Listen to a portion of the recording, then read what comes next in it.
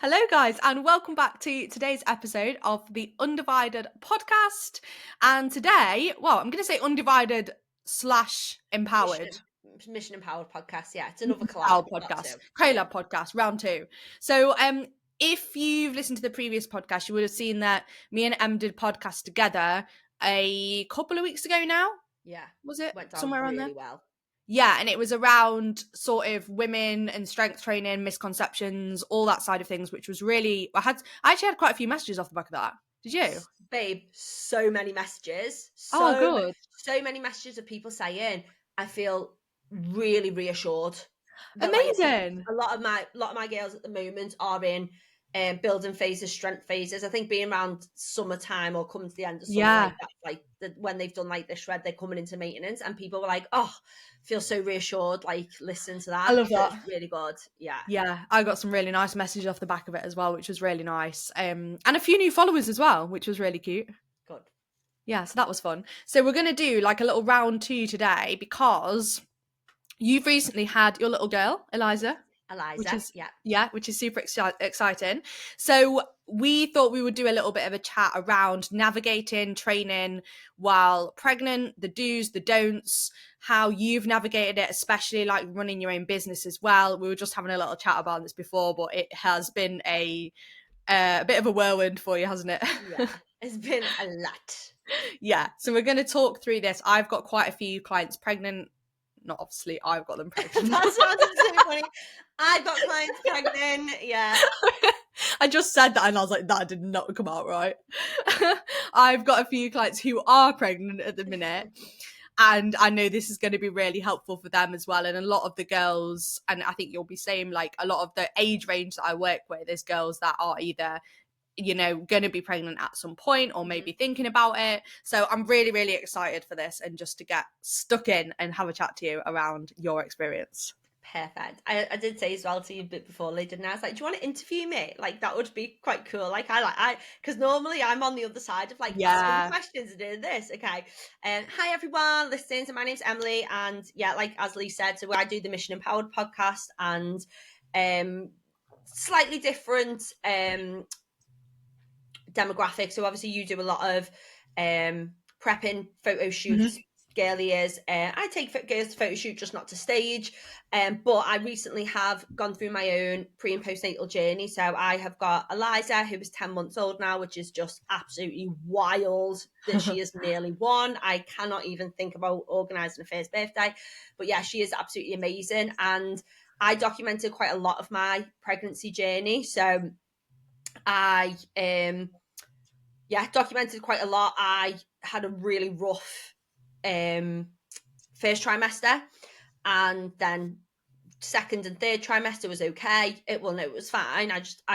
Full transparency, if anyone is new and doesn't know me and hasn't listened to my podcast, I really didn't enjoy being pregnant. Anyone who is like, I would say like super able-bodied and is used to training and used to being able to like get up in the morning and do your morning routine, and then you get hit with like pregnancy and all the hormones, and then your body changes so rapidly. It is a bit of like an out-of-body experience of like, and one of the first things I remember when I found out I was pregnant, I was like, I need a coach. I really want a coach who I can lean on in this pregnancy. Not necessarily, it wasn't to like stay in shape. We'll cover that in a minute.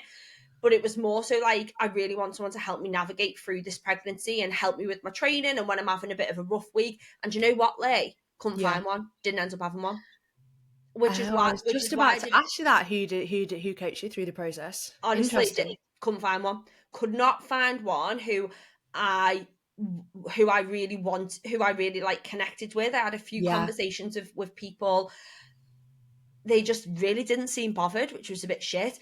So that is why I was just saying to you then, I created the Empowered Mamas course, because I wanted a place for women who were pregnant to go to, that they could have like a step-by-step. And it was the real time. Like, I was going through it when I did it, when I made the course. It was when I was pregnant, because I found it really difficult to look for someone, which was like, really hard, which is why, you know, these podcasts can be really helpful for people. Because I couldn't find a coach to coach me through the process. Which is crazy, because obviously it's like a lot of women have children and want to train and want to stay healthy. Yeah, exactly. And it was just really, I was on holiday after I found out I was pregnant. We flew out the next day. God, my head just completely fell off. And I remember being on the sunbed and I was saying to Ollie, like, so I had all this time. I was like on Instagram, I was searching, pre-posting little Yeah. pictures, and there just wasn't anyone that like I connected with. Yeah. Like, you know, I'd look at the page. It was just, it just wasn't. So that's when I was like, oh, well, I'll try and be that person. I'll try and be that coach as well. So I think, where do you want to start, babe? Do you want to? So talk us through at the start, like just give Yeah, us a little bit of background on where you were fitness wise yeah, before, what you were doing. Because I know for you, like obviously I know you, like really driven, obviously very, we were talking about this before, like very work focused, business focused, very into your training, like done photo shoots. yeah. And then obviously what were you doing before, like what was life like for you before you got pregnant? And then let's talk about, you know, going in, because you said you had a really hard first trimester. Let's talk through Yeah, that, like how you navigated your training. perfect. So we, it's quite funny actually. It's also not that funny. It's a bit wild. So basically, me and Ols had been married just over a year, I think, and it was Christmas, and we were like, right, we're gonna actively like not. You'll hear people say this, like we're not trying. So like Yeah. we weren't. I wasn't. I've always tracked my period anyway on the Hmm. Flow app, so I always knew when I was ovulating and like when my period was due. I was very Yeah. like in tune with my body. But we had said like we're not going to go down the whole peeing on ovulation sticks. We're just going to give it 6 months and see what happens. Yeah. Right? I swear to God, when we had that conversation, I was already pregnant. Like we were so lucky. We got pregnant straight away. Yeah. Right? Wow. So that was obviously a shock because we had booked this beautiful holiday and we were like, this is going to be our last couple's holiday of like, 5-star luxury, just Yeah. chilling, all the nice food. And we booked this freaking beautiful place that did like sushi, margarita making classes, and I couldn't Yeah. do any of it Oh because my God. I found out I was pregnant on the Friday and we flew out on the Sunday. I did not And know that. yeah, it was honestly, it was just, I was Mm. so, and so I was, first of all, completely in shock, Yeah. completely in shock. It was just after Christmas. So when I actually, and this is, so I work with a lot of women as well who were trying to conceive. Like Hmm. they will come work with me and we'll look at their overall health because getting pregnant does start, before you actually Yes. conceive. The how your body is and how your health is and your nutrition was so important to it to get pregnant. But the wild thing about how we got pregnant is I put this down too is your stress levels. So if you're high Right. stress, this is going to be the biggest impact on you conceiving or not conceiving. Yeah. It is Yeah. like the number one thing that is going to, if you're stressed and your stress hormones are high, your body will absolutely be like, you're not in a position to get Yeah. pregnant. Of course. You're like Yeah. super stressed. There's no way you can deal with growing a human as well. So Yeah. that's the first thing you should always look at. But the reason I think we got pregnant, it was over Christmas. And I think Right. in my head, I was so relaxed. I had time off work. I Yeah. was, chilled out about food, obviously wasn't tracking, like just really super relaxed. And in my head, I was thinking, we're going to try next year. So my Yeah. head was just so relaxed. My body was relaxed. And that's when we got pregnant. And that's what Yeah. I put it down to, is that we were super, super relaxed. Makes Um, sense. so, so in where I was at, like training wise, so I'd worked with Ali, Yeah. Ali, yeah. So I'd worked with Ali. I'd done a photo shoot in I want to say the September, but it wasn't, I didn't diet for it. It was a maintenance shoot because I'd Hmm. said to Ali, I want to get pregnant next year. So I know being on super, super low calories isn't the great nourishment for your body and all your Yes. fertility hormones. So I was like, I want to work really hard on training. I was still tracking, by the way. I still tracked all my food because I still wanted to Yeah. hit my numbers and hit enough, but I just didn't put myself into like a massive deficit or do loads of cardio. So I was in a really good place when I got pregnant. I was eating well. I was training. I felt really fine in my body. I felt really good in my body. I was strong. But I was about 5 pounds heavier from Christmas when I got Yeah. pregnant, and I really, really wanted to do a little tidy up before I then got pregnant about it, but I couldn't. I didn't put Yeah. myself into a deficit. So I got pregnant in a really, what I would say, like healthy Yes. Yeah. Yeah. position, and I do put that down to being like stress free, nourishing my body, training. You know, we know that training is really good, not just for a physicality, but it's just great for everything else going into your body. So that's where I was when I got pregnant. And like I said, the biggest thing for me when I found out I got pregnant was shock, and was like the unknown, like what's going to happen to my body, how. And I think, you know, I'm dead honest and open, and I did a podcast about this and I got quite emotional on the podcast, is that you don't know what your body's going to do when you're pregnant. You know, some people do put on a lot of fat and lose a lot of muscle compared to others. And sometimes that isn't because you're eating ridiculous or overeating an insane amount. What I learned in my pregnancy, and I trained throughout my pregnancy, I don't think I took a week off, you know, like full week off. Like some weeks obviously were lower intensity, and was just, some weeks were lower intensity, but I stuck to a training program throughout my pregnancy. I didn't put the pressure on myself to obviously like PB. I was still CrossFitting when I was pregnant, and was still hitting really good numbers. I still tracked my food. It tailed off a little bit towards the end and the beginning, but we'll touch on food in a minute. But anyway, the point I'm trying to get across is I still put on fat and still lost a bit of muscle, even though you were on it. Trained. The one thing though that I do know now, and it's one of them, I wish someone could have come forward, seen the future, and come back and told me, is that it is absolutely wild how much your body remembers what it was like before pregnancy. Like, honestly insane. So like now, obviously I done a photo shoot at 7 months postpartum. My muscle mass has come back. Like my body shape is probably, I would say, like 85% returned to what it was pre-baby, even though that was never the goal for me. The goal was like, let's just do what it looks like now after baby, but it does look pretty similar.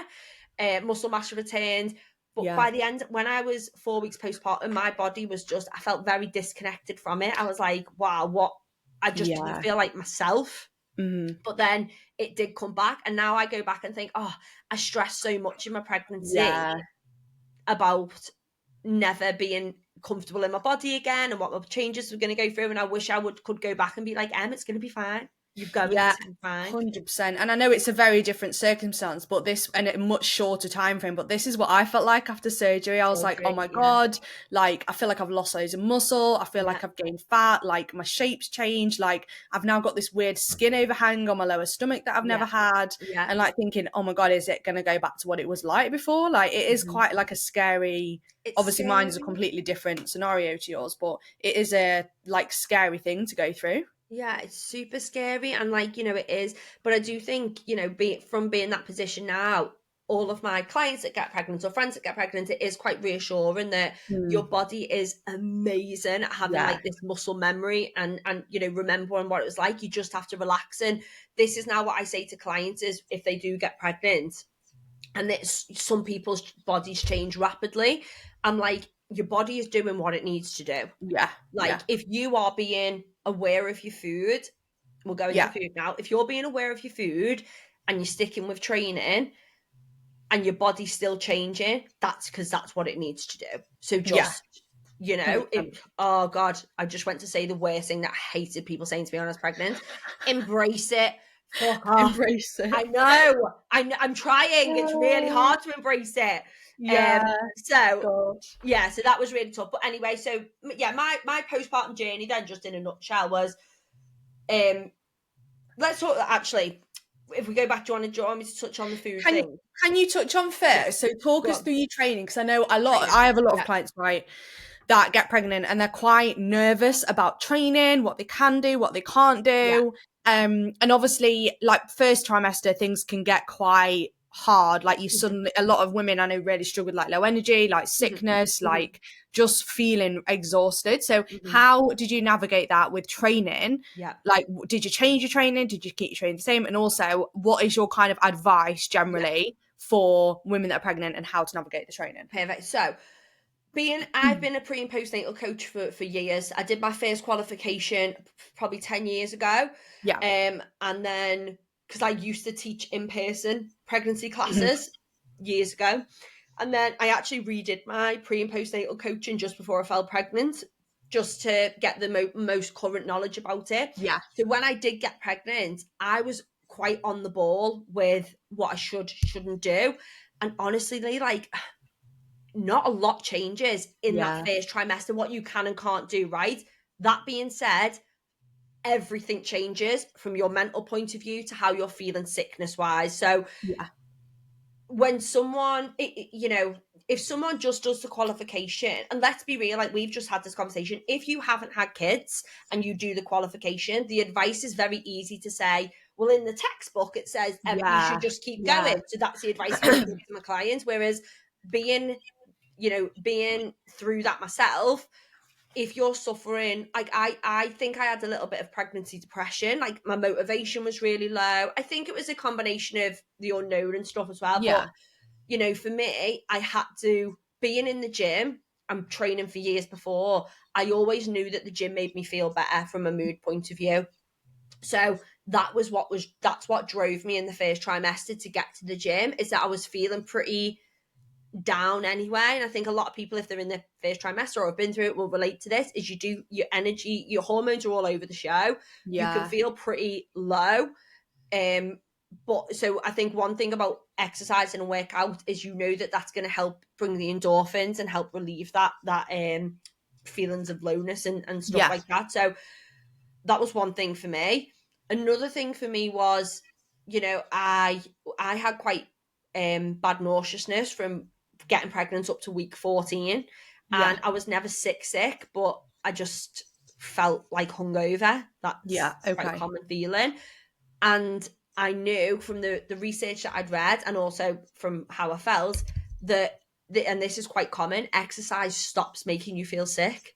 Yeah. Like when you're training. So a lot of people won't train because they feel sick. Yeah. But actually, if you go and do a little bit and start working out, you'll feel the nauseousness go. All right, it might come back after, but in that time that you are training, you can actually feel relieved of the sickness.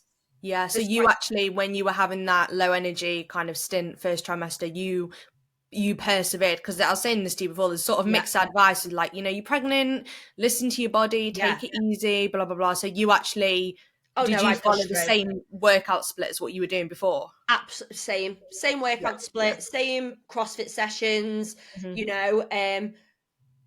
but again, it is person dependent, and you do have to really look into yourself and be like, am I using it as an excuse, or am I genuinely feeling a bit rough today?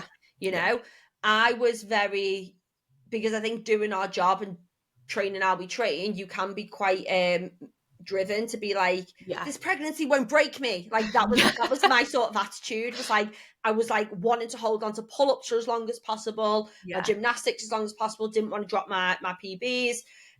So I was quite motivated in doing that. And just trying to hold on. And I learned very early on, I didn't feel sick when I was training. So I was like, great. I felt sick for fucking 3 months, but the only time I didn't was when I was training. So it was driving me every day to go and do something. And to keep going.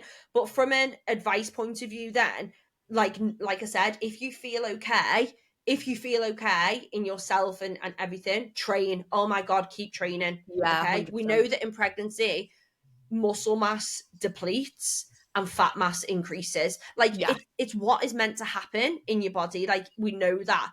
But what we can do to try and balance out and not have it happen as rapid as it is keep training.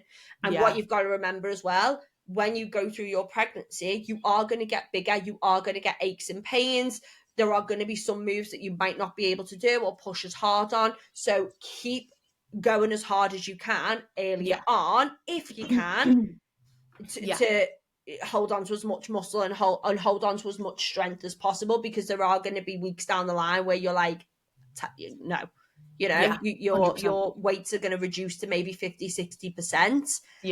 So I think what people do, which is honestly the worst thing, is they tap out and they say, and they think, oh, I'm pregnant, I need to like chill and not train, blah blah blah blah. Oh my God, like training in pregnancy, we know now there are like so many benefits. So like the first thing I said, there is scientific proof that it can help relieve sickness and nauseousness. Like you have, but what people don't even give themselves that opportunity, because they're like, I feel sick, like the worst thing I can do is go to the gym. Like as a pre and postnatal coach, I am telling you, just show up to the gym. Try and get it, you don't have to go in PB, but try and start moving your body and see what happens. I know from my own personal experience, but also from clients who've advised to do that, they're like, freaking hell, like that's amazing. Like, and that's why a lot of my clients who are pregnant will train in the morning, because they have found that it stops them feeling as sick for the rest of the day if they train in the morning. Okay, makes sense. So in terms of specific exercises then, do's, don'ts. Okay, so again, can be quite person dependent, but the first trimester, not a lot changing. The one thing that I would say just to be aware of, because this is person dependent. Now, a lot of the advice you'll see on social media is in the first trimester, nothing changes. And that's quite blanketed advice, because diastasis recti, which is your abdominal muscles separating, right? Let's be really clear. By 9 months pregnant, like 100% of pregnant women will have diastasis recti, because your abs have to separate as your muscle expands. 100% by 9 months will have that.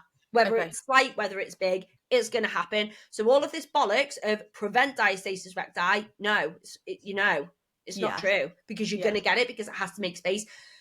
But what we now know is that diastasis recti is also diagnosed by like lack of strength behind it.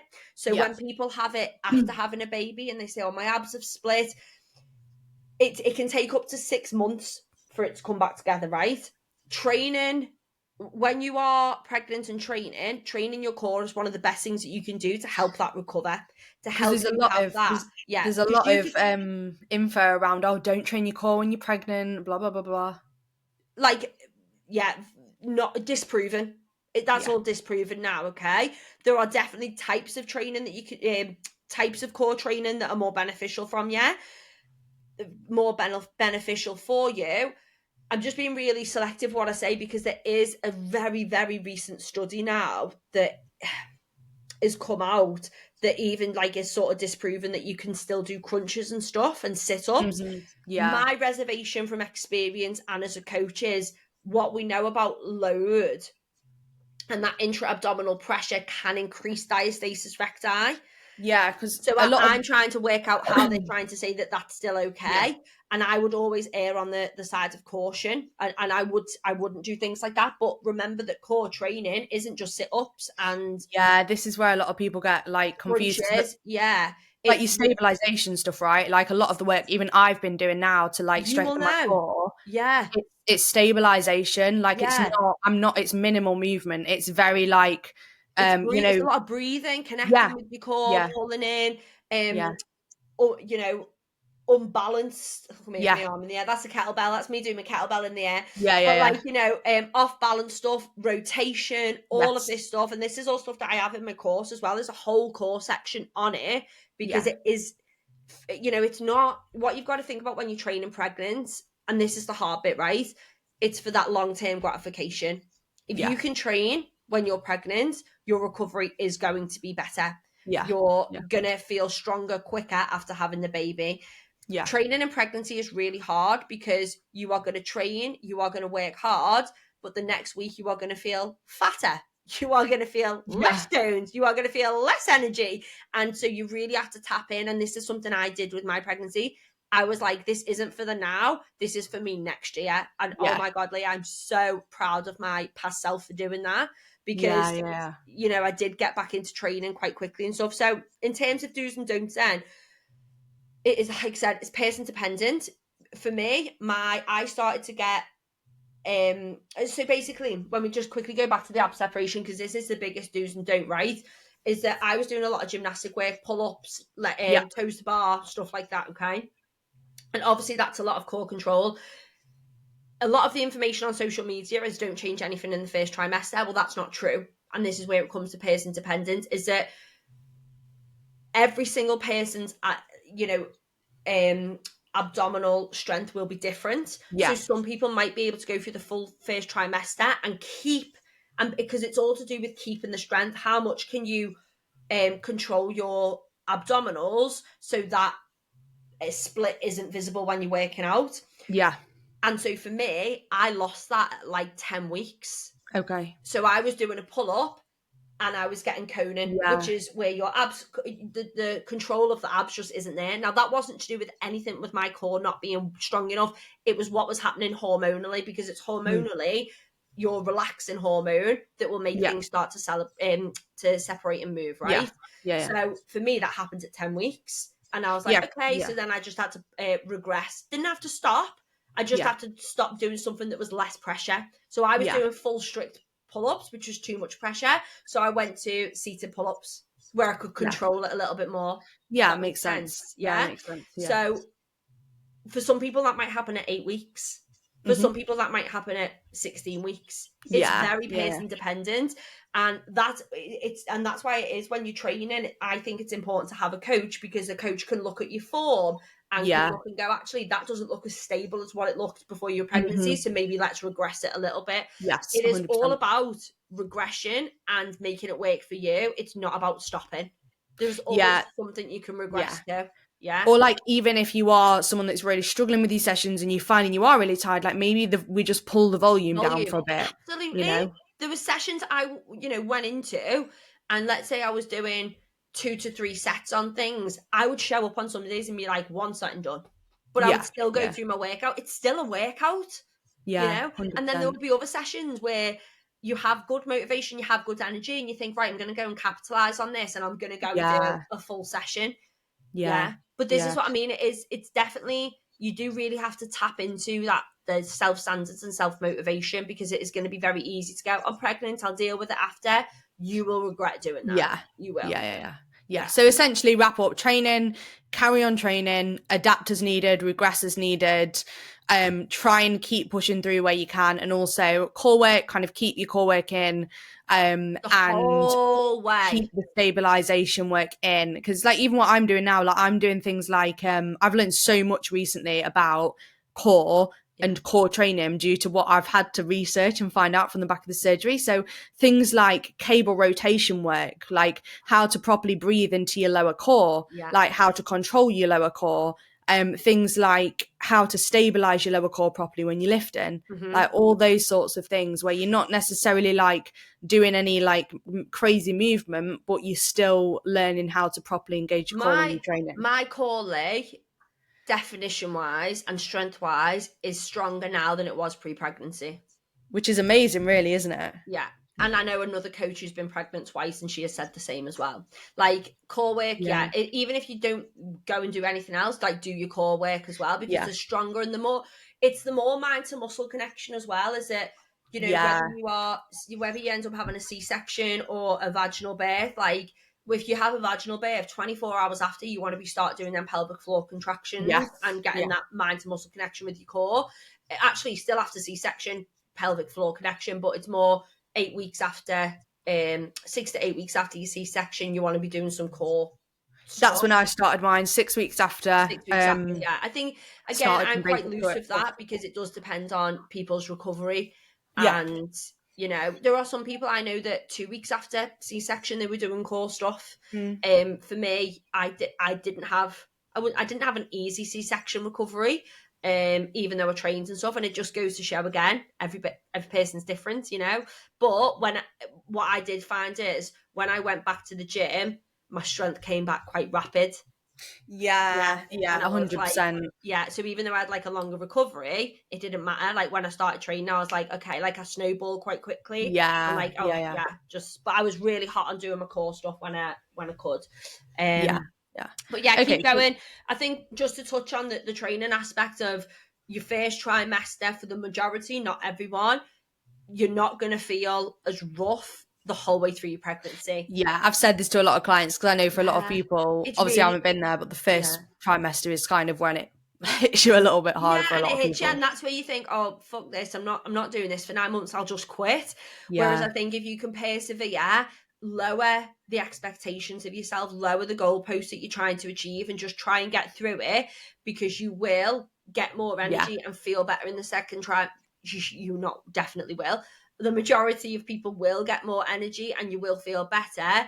And then if you can keep training through the second, through the third, you're setting yourself up for a stronger birth, a stronger recovery. You know, you really are playing the long game, training and pregnancy. But oh my God, is it worth it? So worth it. Just to touch on as well, Lee, just dead quickly about I know we've spoke about like the physicality and the nutrition and stuff as well, but two of the biggest things that I find with training and pregnancy is supporting like your postural changes. So we're talking about, let's say you were training for physique when you were getting pregnant. Obviously you can keep a lot of that in, but you know, don't be afraid to change your training to support like your posture. And like, you know, I don't know whether you've heard this expression, but like, is it called mum butt? Have you heard this? I have heard this, yeah. Right, so that is to do with like your postural training. So basically you lose your ass when you're pregnant and after you're pregnant because of like your positioning of your hips and like dumping into your lower back. So again, me being me, freaked the fuck out when I got pregnant. I was like, I've never had like this epic bum or anything, but I was like, I really don't want to get a flat ass. So I changed my training to support like my my posture and my glutes. I did a lot of glute training. And luckily, I think I escaped like the mum butt thing, because I was like, right, I'm concentrating on that. But also training your glutes is going to support that, your hip joints and your structure around like your hip joints. And just your general stability as well. Oh my God, 100%. So don't be afraid to change your training. It's okay to change it, and you don't have to stay with like that physique. You can add in things that are going to support you. Yeah, 100%. So let's talk a bit about the nutrition side of things. So in terms of food, because I know it can be quite tough when you feel a bit sick, you don't really feel like eating. And so just talk to me about your experience. I know the advice that I obviously give clients in the pregnant, but I'm interested to see what was your experience like, because I know that you did eat fairly well, because I saw a lot of what you were posting on socials when you were pregnant. Yeah, so I did, but first trimester, I must have eaten 25 packets of biscuits. Like, so the food aversion and the sickness is really, really hard to like overcome. It's not like when you're dieting and you have to tap into willpower and stuff. It is this all-consuming. This is what I would describe as probably craving. So I didn't necessarily crave food. I craved crunch. It was so weird. So like, I would want like the driest biscuits, like rich tea, malted milk. Do you know what ladyfingers are? Like what you put at the bottom of a trifle. They're like gone off biscuits. Like, I went to Morrison's one night and was like, no, I need them. I need that. It's wild. It is wild, right? So I was like, I went off salad. No, I just can't explain it. So rather than being like, I'm going to live off biscuits and whatever, I would always say to myself, like, what can we eat that is going to be like a good meal? Then have the biscuits if you need them. Then have the biscuits after. So it was hard, because there was things that I would make and I would be like, I can't eat that. But then what I wouldn't do, and again, this is a little bit of self-discipline, as I would then find something else that I could eat. So like, rather than sacking it off me, like, I'll just have a pack of biscuits for dinner. 100%. Like, again, being a pre and postnatal coach, I know the importance of nutrition for the baby. And so it was a bit 100%. Of like a guilt trip as well. Like, and you know, I was like, I've got to put goodness in, and I feel like, again, lack of knowledge, you know, it is hard, but like lack of knowledge, or people like, really crave Mackies and I've eaten Mackies 5 days a week. Unfortunately, that's not going to be doing great nutrition for you and the baby. And I've read a lot as well about, you know, what we eat when we're pregnant does set up your kids' dietary preferences when they're older. It does set up their chances of being obese. Diabetes, what you eat in utero is absolutely going to affect them when they grow up. So that for me was always in part of my head of like, I know what I eat in pregnancy is going to affect like my unborn child, basically. So that was a big thing for me. So I food aversion of like salads and vegetables were quite difficult when in the first trimester.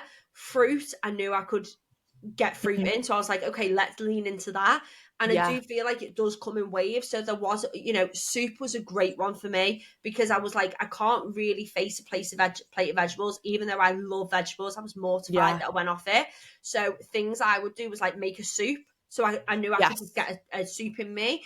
Or it sounded like a child, but I could mash up all my vegetables and mix in a bit of butter. So it was like a hash and I could eat that. It was, again, mindset, weird things.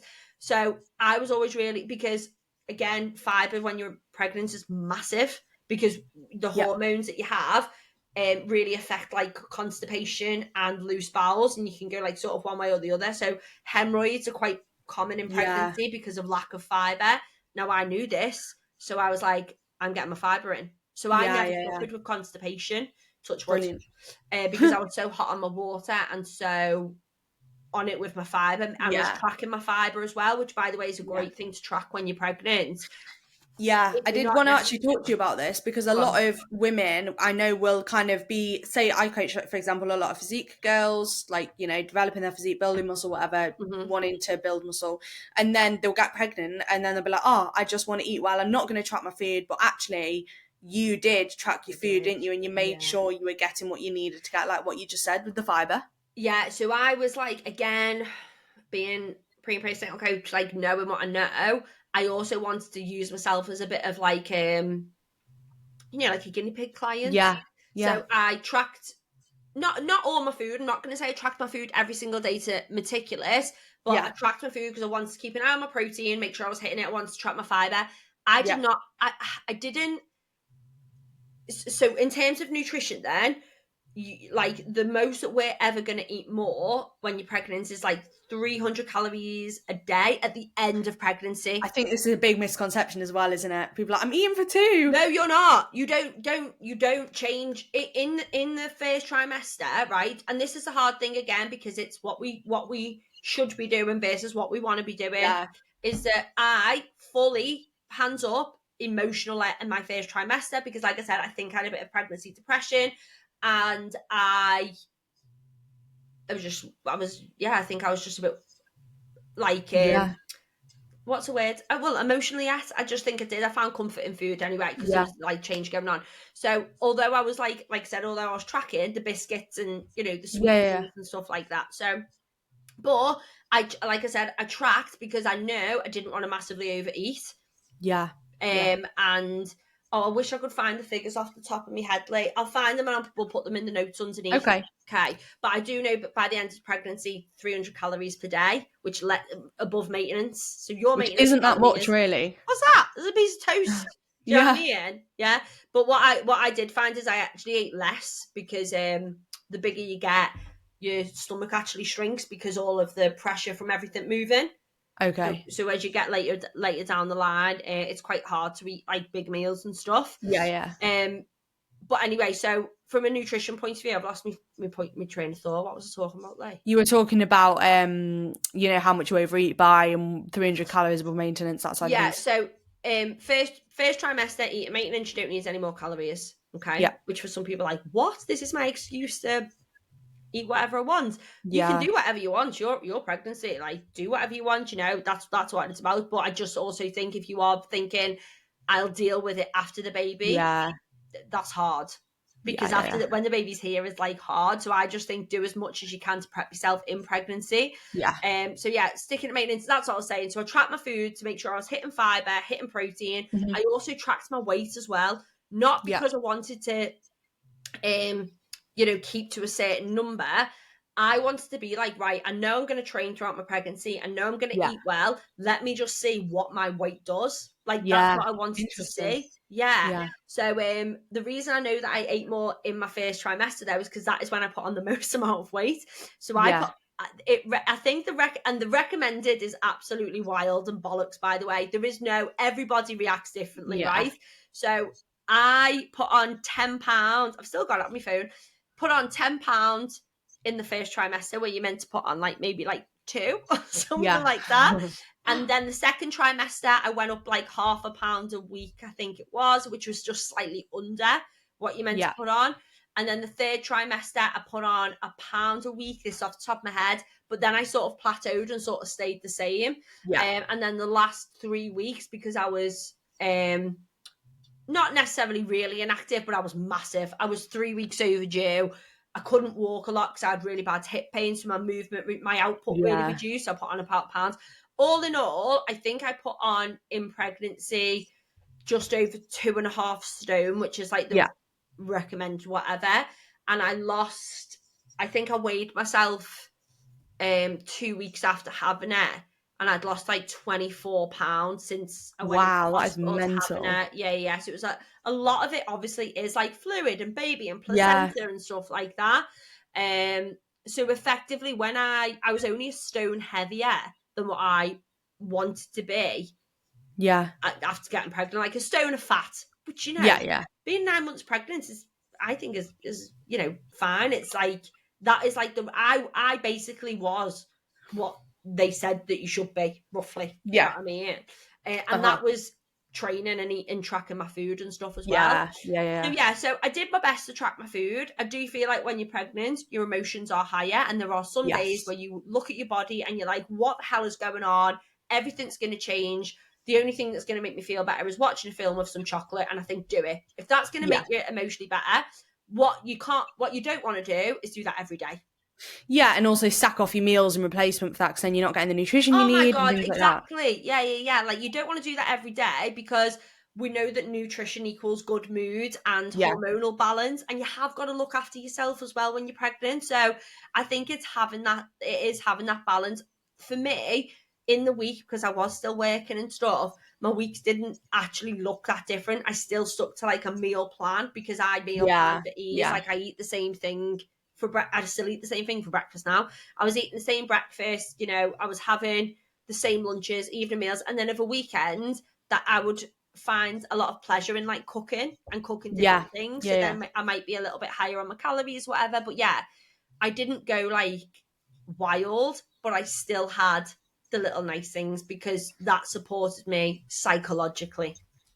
100%, yeah. And I'll say this to clients as well. It's like, you might not be able to eat exactly the same meal. Like, if you have an eggs for breakfast, I get a lot of clients that are like, oh my God, I can't stomach eggs for breakfast. Like, that's fine. But if you're having, for example, a structure where you're having a breakfast, a lunch, maybe like a mid-afternoon meal, an evening meal, maybe you're having like 4 meals a day, like, can you at least stick to that structure and make sure you're getting kind of 4 protein-based meals in? Even if you have to change things around or swap things, like, at least then your structure's still there. If you want to have a bit of what you fancy, have a bit of what you fancy, but make sure that overall structure is still hit. Yeah, it's the same as like what we said about the training, Leah, about the regression, is that like, you don't have to nail your nutrition, because some people will be really intensely affected by like hormones and food aversions. So just regress it, and just be like, I'm having protein at each meal. I'm having fiber at each meal. That's 100%. still some sort of structure that I would recommend that you do stick to.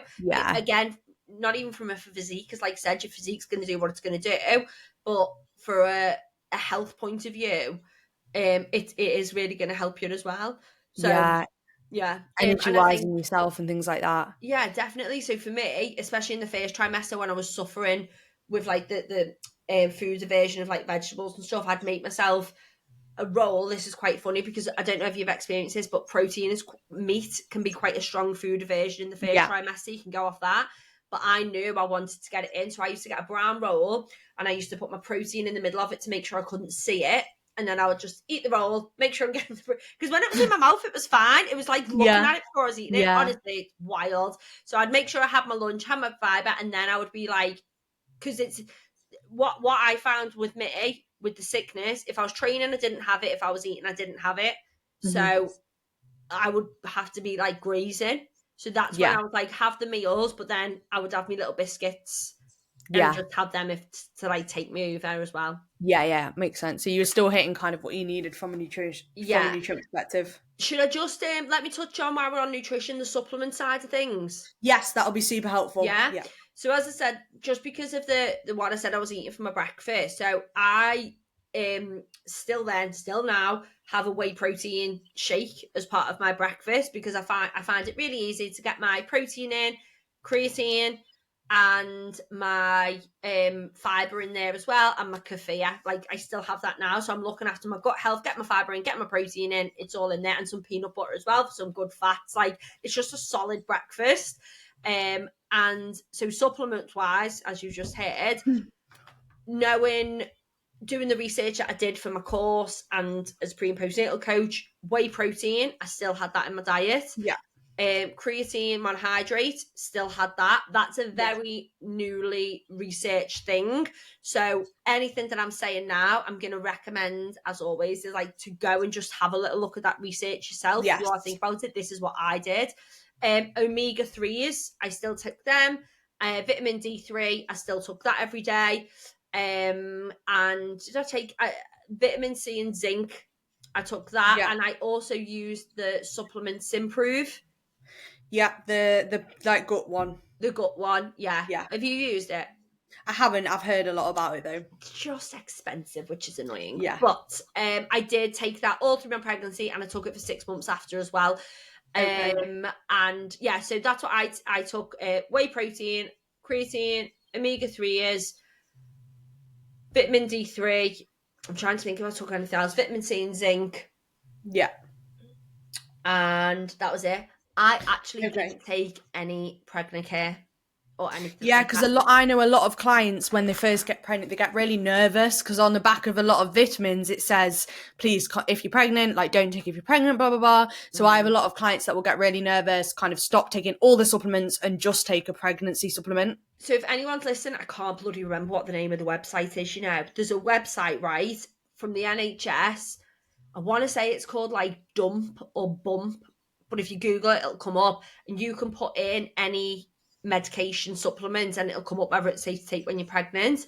Perfect. The only one that I stopped taking is that I've taken glucosamine sulfate for years. Yeah, for my back. That is the only one that's not researched when pregnant, so I just stopped taking it. And you know what? I was fine, and I haven't started taking it since anyway. Yeah. Okay. That's so really good but from a supplementation, I didn't take any pregnant care because when I researched on what I should be taking when I was pregnant, I was like, I'm taking all the things. Yeah, because a lot of it's like vitamin D or like whatever, magnesium in the pregnant care. And obviously if you're already taking that, you can just carry on with your normal supplements. Yeah, I did. And I took folic acid before I was getting pregnant in the first trimester as well. I took that. Yeah. I don't think there was anything else. But yeah, so I took all of that as well, and I was absolutely fine. Yeah, perfect. That's really, really helpful to know. Yeah. I do think when you are pregnant, one of the big things that I do push though is like a probiotic, because we know that in your gut is where a lot of like the hormonal changes happen, which is why a lot of people can suffer with constipation, loose bowels, stomach pain, IBS, flare-ups. Probiotic can be really, really good to just help balance all that out, which is why I took Improve. Yeah, and you can get, so there's one I recommend to clients, which is on Amazon. I can maybe put the link below. It's from Amazon. It's a prebiotic, probiotic, digestive enzymes. What is it? What make is it? I can't remember. It's the one I literally send to all my clients because it's like 20 quid. It's like relatively cheap as well. Is it is it not the WellGuard one? Is it? I can't remember. I've got the link, so I'll find the link after and I'll put it below in the podcast. But yeah, that's the one that I take. That's the one I recommend clients take. Okay. Well, I'm actually looking for another one because I have kefir every day. But yeah, I would like that would be interesting. So yeah, pop that below. But yeah, from a supplements point of view, that's what I did when I was pregnant, and then after I was pregnant, I did get my placenta made into pills. Did you? Yes. And that is interesting. Swear by it. Would do it again in a heartbeat. Really? So you can actually do that then? You can actually get it made into pills? I've got a picture of my placenta. Oh my God, I was buzzing. So I went to the company called Placenta Plus. Yeah. And it's not cheap, but here's the thing, right? They've got research that says your placenta is the only organ that your body grows and then discards of. So imagine if your body, touch wood, lost a lung, right? Instantly. The lung come away and it lost. Your body would go into fucking shock. It wouldn't know what it was doing. It'd be sending all like these hormones to try and figure out where it's gone, what it's been doing. They think that is why we get like these baby blues. Have you heard of like I think it's like day 3 to 5, you're meant to have this like massive crash of hormones. they think it's because we lose our placenta, which is a vital organ when you're pregnant. Your body grows this vital organ, then the vital organ goes like instantly. Mm-hmm. They think it's to do with like the hormonal change in that. Makes sense. So that is why they get you to drink your placenta or have it, because it's putting all of that nourishment back in. How interesting. Yeah, that's so. But there are also people who go against that and say, no, we've done this for years. It's not what happens, right? Yeah. For me, I took the pills. Okay. I didn't get, touch wood, I didn't get any baby blues, crying, day 7, like nothing. I was just pretty mellow, pretty balanced, right? Yeah. And I'm just like, well, whether that was placebo or whether it actually worked, it's still you don't care because it worked. I don't care because it worked, yeah. Yeah. And I did a lot of research again into like the power of like your placenta and what's in there and how good it is to put it back into your body. So I was like, do you know what? Like, I want that. So I got it made into gummies. They actually come. So when I had my C-section, they take your placenta out, and the nurse was like, do you want me to take a picture of it? And I was like, yes, I do. Have you ever seen a placenta, Lee? No, and I'm not sure I want to. Okay. Let me know if you want to. I'll WhatsApp it, yeah. Okay, maybe. It is wild, and it's massive. It's massive, and you think crazy. All they do is get it afterwards is get like incinerated, I think. Yeah. It's mad anyway. So they came to the hospital, this placenta push, you put it in a box on ice, they come, pick it up, and then within 48 or 24 hours, I think it is, that you've got your placenta back in pill form. And I also got it in like a tincture, which you can use for up to a year. So if you're having like, because they think there's like properties in your placenta that are calming and they're good for anxiety. So if you're having like a stressful day or an emotional day, you get the tincture and you drop it, and I swear, yeah. That is actually just blowing my mind that you can do that. Yeah. So crazy. And do you know what as well? I've been recommended it by a few people, but one of my closest friends has had 2 kids and she's taken it and she also never experienced the massive crash. So how interesting. Whether it's placebo or not, like who cares though? Sometimes you know what I mean? Like if it works, it works. Yeah. So definitely. So supplementation then I carried on doing all my supplements after as well. And then just amazing.